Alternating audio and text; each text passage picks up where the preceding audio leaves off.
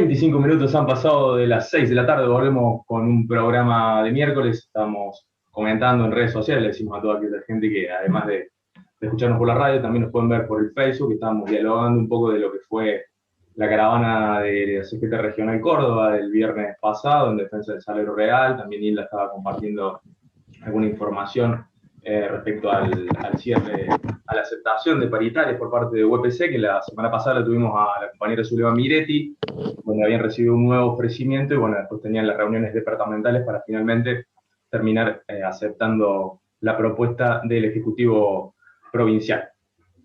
Y ahora sí, ya se ha conectado, nosotros lo estamos viendo, ustedes lo van a poder escuchar en breve a Carlos Ortega, el secretario general de SECAFI, realmente diputado por el Frente de Todos, a quien le damos la bienvenida a un programa de miércoles. Buenas tardes, Carlos, gracias por tu presencia.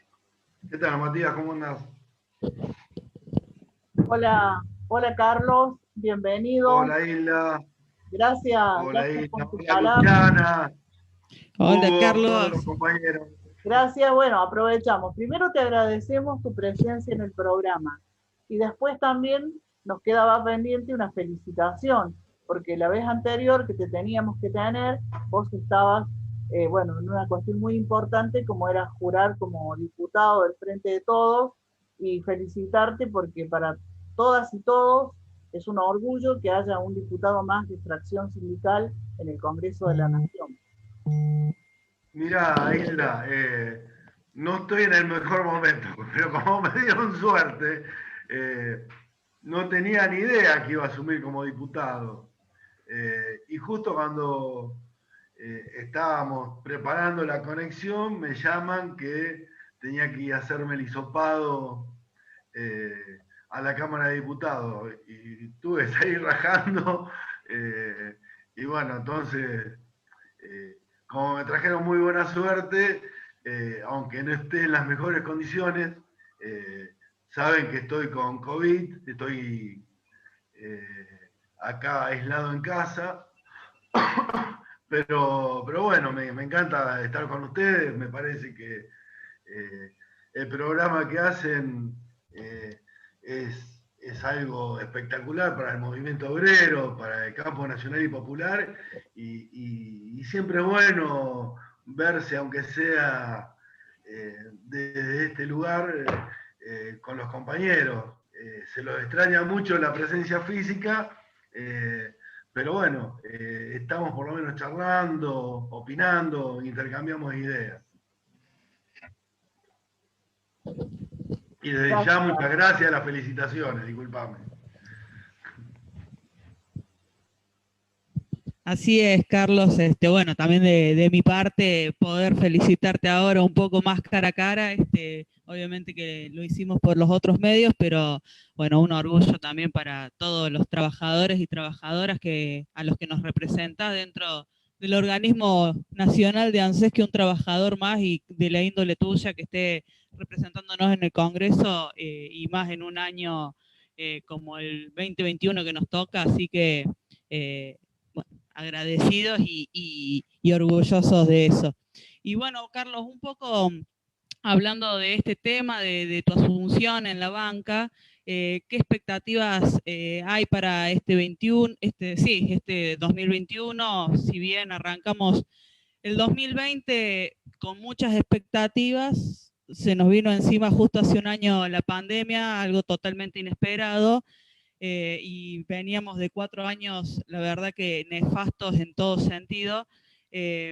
Bueno, obviamente que tuvimos una resistencia durante los 4 años del macrismo, tuvimos que tomar otra postura distinta a la esperada en el 2020, y bueno, hoy tenemos otro año que tenemos que enfrentar, y bueno, vos desde el Congreso también, desde tu banca que estás asumiendo, ¿cuáles son las expectativas o el plan de trabajo que viene a partir de este año? Mirá, sinceramente el plan de trabajo lo estoy elaborando sobre la marcha, digamos, como uno no tenía ni idea que iba a asumir una Diputación Nacional, no es lo mismo que si, digamos, en forma inmediata y te quedan esos 2 o 3 meses para pensar en un trabajo para los 4 años de mandato. Sabemos que yo llego hasta diciembre, con muchas ganas de renovar, obviamente, pero al margen, digamos, de la renovación, uno está pensando qué es lo que le sirve al movimiento obrero. Y mira, ustedes me conocen y saben que yo soy muy crítico en un montón de cuestiones, hasta de un gobierno propio, digamos. Cuando hablé la última vez, hasta me he quejado del tema Vicentín, pero lo que veo que hay una voluntad política de parte del gobierno y del frente de todos de empezar a superar estas cuestiones, no solamente de la pandemia sanitaria, sino de la pandemia amarilla, que estoy hablando de la economía. Y tuve la suerte de que el 11 de febrero, cuando asumí, me tocaron en esas sesiones extraordinarias 3 o 4 leyes que me parecían importantísimas. Y la importancia de que volver a lo nuestro, digamos. De ciencia y técnica, se votó el financiamiento de la ciencia y técnica para que el 1% del Producto Bruto de la Argentina pueda estar destinado a la ciencia y técnica en Argentina, con un control parlamentario. Se votó también ese 11 de febrero la promoción a la construcción, poniendo eje fundamental en la construcción de vivienda para los trabajadores. Y se votó un tema que para mí era fundamental, el tema de la deuda externa, que sea el Congreso de la Nación quien controle cualquier acuerdo que tenga el gobierno nacional con respecto al tema de la deuda externa. Ya sabemos lo que vimos durante los 4 años de pandemia amarilla y los que nos dejó. Nos dejó el gobierno más caro de la historia del país. Creo que mucho más caro que de los famosos acuerdos de Roca-Russman. Fue impresionante, porque si nos ponemos a pensar, no solamente el empréstito fraudulento con el Fondo Monetario de 40.000 millones, sino que si nos ponemos a pensar las reservas de la República Argentina en las PASO donde ganó Alberto Fernández, había 60.000 millones de dólares. Cuando se fue este gobierno, había 39.000 millones. O sea que durante esos 2 meses que fue la campaña electoral, para que ganen algunas ciudades más, algunos diputados más y que puedan achicar la brecha, nos salió 20.000 millones de dólares. Me parece que las bancas de diputados que adquirieron con esos 20.000 millones de dólares fueron los más caros del mundo. Me parece que ni en una campaña estadounidense, ni en la campaña de Trump se han gastado tanta guita para no ganarla igual, digamos. Por eso me parece que estos cambios de estos aires que hoy están viniendo, me toca también la suerte de empezar a discutir el impuesto a las ganancias. No es lo que uno pretende, digamos, siempre uno pretende más, digamos, pretende una reforma tributaria progresiva para que sepamos bien de dónde sale la guita esa, los 50.000 millones de pesos que se van a abonar a cada uno de los 1.200.000 trabajadores que no van a dejar de pagar el impuesto a la ganancia, porque me parece que el impuesto a las grandes fortunas fue un buen comienzo, pero ese buen comienzo lo tenemos que consolidar con una reforma tributaria. Y me parece que este también buen comienzo del impuesto a las ganancias, en este momento, que muchos lo pueden llamar electoralista, lo llamen como quieran. Yo lo único que sé es que 1.200.000 trabajadores van a dejar de pagar impuestos a las ganancias. Yo sé que la mitad de los jubilados que están pagando impuestos a las ganancias lo van a dejar de pagar. Y todo ese dinero va a parar al consumo, todo ese dinero va al circuito interno de la producción, porque obviamente que es dinamizador el consumo. Es mentira que solamente las divisas se consiguen solamente con empréstitos de afuera, se consiguen también dinamizando la economía en Argentina. Me parece que es lo que tenemos que hacer como movimiento obrero, apoyar estas ideas, bancar a este gobierno, porque creo que estamos, a pesar de las muchas dubitaciones que tuvimos al principio, y lo vuelvo a repetir, digamos, a mí Vicentín no me gustó la idea de dar un marcha atrás, pero no por eso quiero decir que este frente electoral está tirando para adelante, está tirando para el lado de los trabajadores. Y me parece que venimos hasta cumpliendo la campaña electoral. Alberto Fernández en un primer momento dijo que vengan los demás abajo, y lamentablemente nos tocó la pandemia sanitaria y se crearon los IFE, los REPRO, no se crearon, se impusieron para poder sobrevivir, digamos, este lugar. Y hoy nos toca a nosotros, los trabajadores, y el impuesto a la ganancia me parece que es un paso muy importante en esto. Carlos, hay una, bueno, a pesar de que queda poco tiempo, pero bueno, tu introducción, digamos, como diputado, ha hecho, bueno, de alguna manera fue una buena noticia porque, bueno, nos alegramos de que haya un diputado sindical. ¿Vos crees que existe la posibilidad de que en esta nueva elección de medio término se pueda incrementar el número de diputados sindicales en el Congreso Nacional? Mira, yo ahí tengo una relativa, digamos, una relativa ideologización de decir, bueno, que los diputados tienen que ser sindicales o sindicales. Si nos ponemos a pensar en el 2017, cuando se vota la ley ómnibus, se votan muchos diputados que eran de extracción sindical, votaron a favor.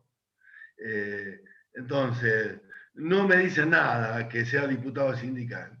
A mí lo que me dice es para qué lado dispara, digamos, para qué lado tira la piedra. Entonces, me parece que no solamente lo cuantitativo es importante, que me parece importantísimo que crezcamos y seamos el famoso 33%. Lo que a mí me interesa es que no solamente ese 33% sea efectivo, sino que ese 33% represente verdaderamente la voluntad de los trabajadores. Y representar la voluntad de los trabajadores es no desclasarse, es votar leyes a favor de los trabajadores, es oponerse a leyes que perjudiquen a los trabajadores, es poder ser representativo desde un lugar de un movimiento nacional y popular. Un movimiento nacional y popular no traiciona.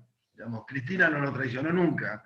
Por eso es la líder indiscutido de este movimiento nacional y popular. Entonces, me parece que estas cuestiones hay que discutirlas dentro del Frente de Todos. ¿Por qué no las vamos a discutir? Y me parece que la calidad va de la mano con la cantidad. Ojalá se cumpla el sueño del 33%, pero me encantaría que también se cumpla el sueño de que todos los diputados trabajadores tiremos para el mismo lado.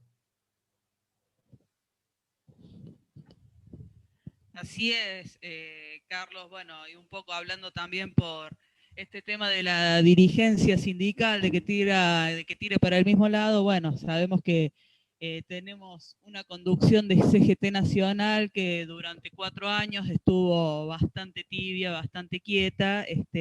Vos como representante y como parte de la corriente federal, bueno, hace un par de semanas estuvimos hablando también con el secretario general de la Federación Gráfica a nivel nacional, no recuerdo el nombre, ¿cómo era? Amichetti. Bueno, de todo el trabajo también que hicieron junto con la corriente. Hoy está el espacio de producción y trabajo. Hay mucho trabajo para hacer para este 2021 y de acá en adelante con respecto a la producción, a los precios. ¿Cómo viene trabajando este espacio desde ese lugar? Digamos, esto es un espacio donde tenemos que discutir fuerte, digamos. los trabajadores no somos los formadores de precios. Y como tal, tenemos que ser el otra punta de la tensión que tire para el lado de los trabajadores.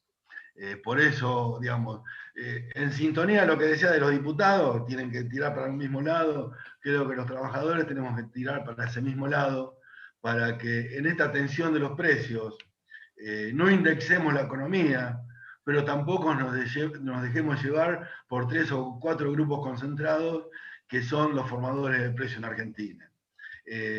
La formación de precios de Argentina es muy sencilla.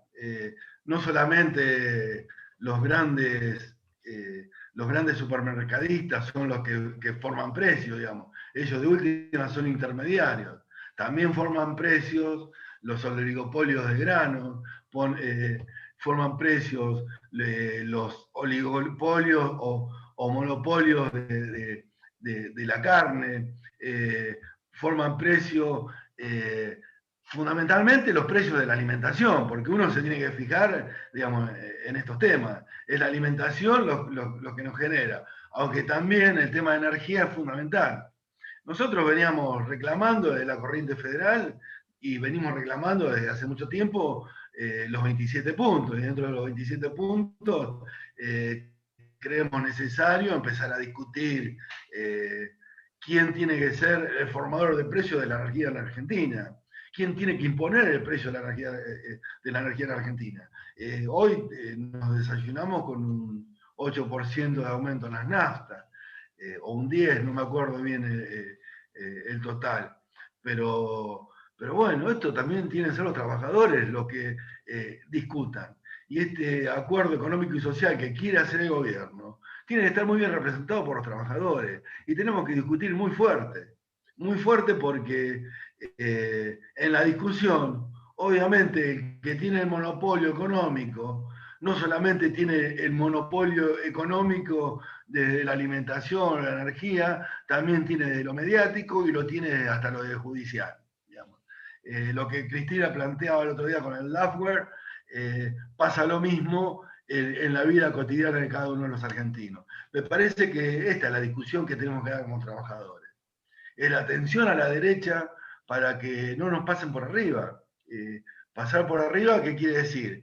Es que indexen la economía y exista la inflación y desestabilicen al gobierno. Es que los salarios o la plusvalía que generan estos monopolios sea mucho más efectiva, bajando los salarios a partir de la devaluación. Digamos, hay un montón de mecanismos que tiene la derecha para desestabilizar, y no solamente para desestabilizar un gobierno, sino para una mayor o sobreexplotación de los trabajadores. Y en esto tenemos que estar nosotros para poner la cuerda del otro lado y tensionarla para que podamos salir, no te digo ganancia, ganando porque estaríamos en el estado revolucionario, pero por lo menos empatados, digamos. Recordamos a la audiencia que estamos en diálogo con Carlos Bartea, que es el secretario general de CECASPI, diputado nacional por el Frente de Todos. Carlos, hace unos días acá en Córdoba hubo una caravana organizada por la CGT Regional Córdoba, y uno de los ítems donde se planteaba es que hay ciertos sectores empresariales que le quieren hacer creer a los propios trabajadores que el aumento de los salarios genera inflación. ¿Qué reflexión podés compartirnos respecto a esta tendencia? Es la gran mentira que imponen desde lo mediático. Sabemos bien que el consumo no genera inflación, ni la demanda genera inflación. Si hay escasez de producto, puede decir que puede generar inflación. Pero en Argentina, donde hay un 40% de la capacidad ociosa de la producción, digamos, es imposible que sea el salario lo que genere la inflación. Es una gran mentira, digamos. Y tampoco quieren competir, digamos. Son hermosos, digamos. Si cortamos las exportaciones, si abrimos las importaciones, los propios monopolios son los propios que importan. Si tenemos que producir para ganar más plusvalía, somos nosotros los que producimos. Hermano, déjenos una. Hay sistemas cooperativistas, hay sistemas de trabajadores que tenemos que empezar a realzar, empezar a darle valor. Este era un tema que también le quería comentar. Me parece que los proyectos de Gringo Michetti con Walter Correa con respecto al cooperativismo es fundamental empezar a discutirlo en la Cámara de Diputados. Me parece que por ese lado tenemos que ir. Digamos, es la gran mentira, hacernos creer que somos los trabajadores, que somos explotados por las grandes empresas, somos los generadores de la inflación. Los generadores de la inflación son los que se la fugaron, son los que zafanaron 20.000 millones de dólares durante 4 meses porque querían ganar una elección, son los que se fugaron en empréstito del Fondo Monetario Internacional de 45.000 millones de dólares. Son los que destruyeron el Fondo de Garantía de Sustentabilidad, que tenía 65.000 millones y lo dejaron a 25.000 millones. Son los que cambiaron la fórmula previsional para pijotearle 1.000 mangos a los jubilados. Fueron los que en paritarias nos decían no, no y no, cuando en realidad se la estaban llevando por afuera a Panamá o a cualquier paraíso fiscal. Entonces, hablemos las cosas claramente. Los trabajadores no son los que producen la inflación, no son los que producen la fuga, no son los que estafan al país. Los que estafan al país son otros, son los Vicentín, son un montón de empresas que hacen desastre con la economía argentina. Y encima tienen el monopolio no solamente de los cerealeros, sino hasta de la hidrovía, que más llamada hidrovía, porque tenemos que empezar a hablar de la cuenca del Paraná, porque un río no es solamente un canal navegable, es un recurso natural del país. Y me parece que todo esto tenemos que empezar a hablarlo y el movimiento obrero tiene que tener un discurso propio con respecto a esto. Entonces, cuando yo digo que sí, diputados sindicales, está bárbaro, pero lo mejor de todo es tener un discurso como movimiento obrero que pueda ser significante ante la discusión de lo que viene. Un programa del movimiento obrero. Un programa. ¿Qué país queremos? ¿Qué país? Obviamente que si no hay discurso con acción no sirve. Claro, exactamente.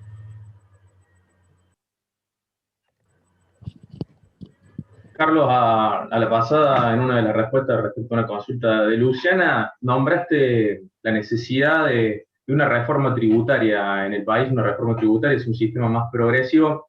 Hemos hablado en varias oportunidades con algunos economistas, y la pregunta siempre es el momento indicado? Y la respuesta del economista es que nunca es el momento indicado, pero en algún momento hay que hacerlo. Yo creo que siempre es el momento indicado. Como para las grandes corporaciones, siempre es el momento indicado de sacar mucho más valor de su producción. Para los trabajadores siempre es el momento indicado, o para un movimiento nacional y popular, siempre es el movimiento indicado para que la redistribución del ingreso sea mucho más equitativa y mucho más progresiva. Creo que el movimiento obrero no reniega hasta de impuesto a las ganancias. El impuesto a las ganancias fue creado en 1973 por Perón, otra lógica histórica, otro lugar histórico, otro momento histórico, nadie lo duda. Pero fue creado por el peronismo, ante la necesidad de que los sectores de mayores recursos del movimiento obrero pudieran aportar a ese gran compromiso nacional que había en el 73. Pero esto, a la tabla de Machinea, me parece que hay un largo brecho. Me parece que esto es lo que tenemos que discutir, es la seriedad de una reforma tributaria. No podemos permitir más que se fuguen los dólares. Y no solamente de los dólares, las divisas de cualquier tipo, los cereales. No se puede fugar más nada de este país. Tenemos que empezar a darle valor. Y darle valor es que sea el Estado que conduzca las riendas del sistema financiero, es las riendas del sistema productivo. No estoy hablando de estatizar el país o hacer un sistema comunista, sino realmente que sea un Estado regente para que estas tensiones de la sociedad entre millones de vulnerables, millones de trabajadores, con un grupo concentrado de 10 personas que se la lleva toda.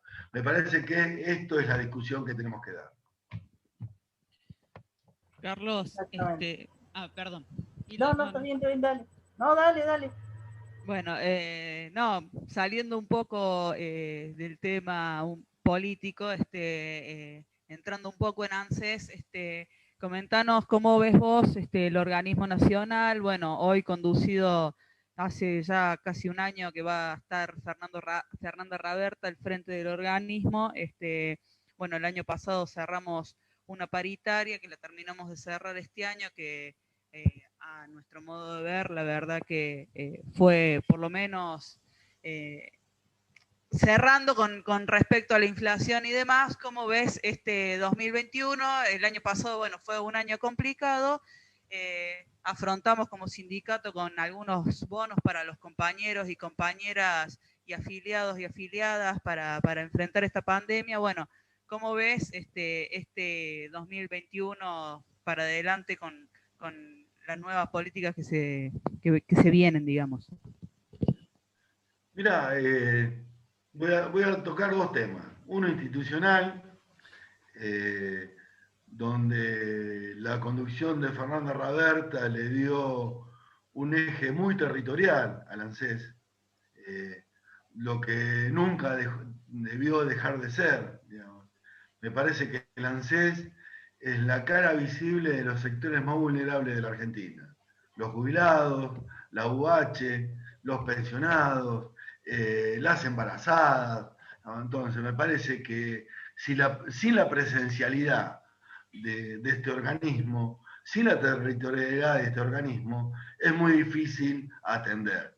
Me parece que el teletrabajo o el trabajo remoto en un organismo como el ANSES, digamos, en época de superpandemia como esta, me parece que, digamos, es necesaria, pero también es necesario un esfuerzo de los trabajadores. Y este esfuerzo de trabajadores también se vio como colorario en buenas paritarias, digamos. La tabla salarial de nuestro organismo es muy buena, es una de las mejores dentro del Estado, y nadie la puede discutir. Yo, por algo tengo en mi oficina casi 850 currículum. Es porque la gente quiere entrar adentro del organismo porque sabe que genera un buen salario. Entonces, ese buen salario también tiene que ser como el colorario, una prestación que la mayoría de los trabajadores ANSES la tenemos, que es esa vocación de servir, esa vocación de estar junto al que lo necesita. Y creo que este organismo, con la llegada de Fernanda, lo hizo desde un lugar de compañera, digamos. Algunos gremios me van a insultar, no me interesa en lo más absoluto, porque sé bien lo que digo, sé bien lo que representa el ANSES dentro del país, y sé lo que representa el ANSES para cada uno de los compañeros de los barrios que andan necesitando. Cuando una camionetita de ANSES va a un barrio, va para solucionarle un problema, y va solucionando un problema en cualquier etapa de tu vida. Y la verdad, te reciben de la mejor manera. Hasta me han insultado porque yo banqué en plena pandemia, porque los curas villenos nos pidieron que vayan a la villa a hacer el IFE, porque obviamente un tipo no tiene para comer, no tiene imagínate si iba a tener para internet, para incorporarse a internet a un IFE. Y fuimos a la villa a bancar a los curas villeros que están haciendo ese trabajo social. Y me parece que tenemos que seguir este camino, por lo menos de la territorialidad del ANSES, de que los cuadros técnicos sean también cuadros militantes. Digamos, el Estado necesita no solamente de cuadros técnicos de excelencia, sino también necesitan de cuadros militantes, porque si no, este toque de sensibilidad social no servimos para nada. Y lo digo muy seriamente, digamos, no creo en las burocracias, no creo en las burocracias weberianas, creo sinceramente en esas burocracias donde el toque político de sensibilidad social sirva, porque después la burocracia te la agarra el macrismo, no solamente te las desmantela, y muy fácilmente, sino también hacen desastre y son un arma que se te vuelve en contra. Eso por un lado. En esto, Carlos, perdón que te interrumpa, la verdad que tenés toda la razón, no hay tiempo para burocracia en medio de una pandemia y de la necesidad de la gente, ¿no? Que tantos han criticado el tema de la presencialidad, de que nosotros estábamos de acuerdo con eso, y realmente los sectores más vulnerables son los que menos accesibilidad a Internet o a estas cuestiones tienen para llegar, y la verdad que ANSES hizo un trabajo territorial interesante a nivel nacional, porque lo hizo llegando a todo, tratando de llegar a todos los puntos más remotos del país. Perdón, seguí adelante. No, está bien, está bien. Y por otro lado, bueno, ya viene lo gremial, digamos, uno puede ser muy diputado, muy lo que quiera, pero digamos, uno ante todo es sindicalista. Y obviamente que la pelea este año va a ser dura también, digamos. Es como todo, digamos. Hoy estábamos hablando del impuesto a la ganancia, siempre no sabes si la sábana, como la sábana es corta o te quedan los pies tapados, te congelan los pies o te congela la cabeza. Pero en esto me parece que tenemos que dar una vuelta de tuerca para que conjuntamente con estas medidas de promoción del empleo y promoción del consumo interno, sean las paritarias el eje fundamental. Y creo que el gobierno lo está prometiendo, por lo menos, o lo estamos prometiendo, porque soy parte de este gobierno, de que cada una de las paritarias esté por encima de la inflación. Y generar paritarias encima de la inflación es generar mucho más consumo. Le recordamos a la audiencia, estamos en diálogo con Carlos Ortega, el secretario general de SECASPI, diputado nacional por el Frente de Todos. Carlos, desde un programa de miércoles te queremos agradecer por el contacto, la verdad que es muy interesante, podríamos continuar charlando durante horas, pero bueno, el tiempo también es tirano en la radio, seguramente te vamos a comprometer y te vamos a comprometer al aire para otra visita, otra presencia en un programa de miércoles. Gracias, Carlos, gracias por tanta claridad, tanta contundencia, tanto compromiso y sobre todo por tener clara la visión de qué rol tiene que jugar el movimiento obrero en este momento. Te agradecemos muchísimo, un orgullo. El orgullo mío con ustedes, Hilda, Hugo, Matías, Luciana. Me parece que estar hablando con ustedes es estar hablando con un par, digamos. La diputación va y viene, digamos, yo no me la creo. Creo sí en poder compartir con compañeros con ustedes que estuvimos en la calle, estuvimos en la pelea y vamos a seguir dándole la pelea, porque el poder no lo tenemos, el poder está en otro lado. Entonces tenemos que seguir construyendo poder, tenemos que seguir construyendo lazos, tenemos que seguir construyendo un movimiento obrero que nos represente. Y espero que la próxima vez sea presencial, que haya pasado la pandemia, estemos todos vacunados y comerme un buen chivito allá en Córdoba. Por supuesto que sí, querido Carlos. Te lo debemos, Carlos. Gracias. Gracias, que andes bien. Gracias. Abrazo grande, abrazo a Sole. Gracias. Hasta ahí la palabra de Carlos Ortega, el secretario general de SECASPI, diputado por el Frente de Todos. Me quedo con esa frase del final: el poder está en otro lado y es necesario que los trabajadores con lucha y en la calle sigan construyendo ese poder para poder combatir contra los grandes capitales. Así que nos vamos a una pequeña canción musical, no tenemos que decir pequeña, a una gran canción musical de la playlist de Hugo y ya volvemos con un programa. ¿Qué tenemos, Huguito, hoy?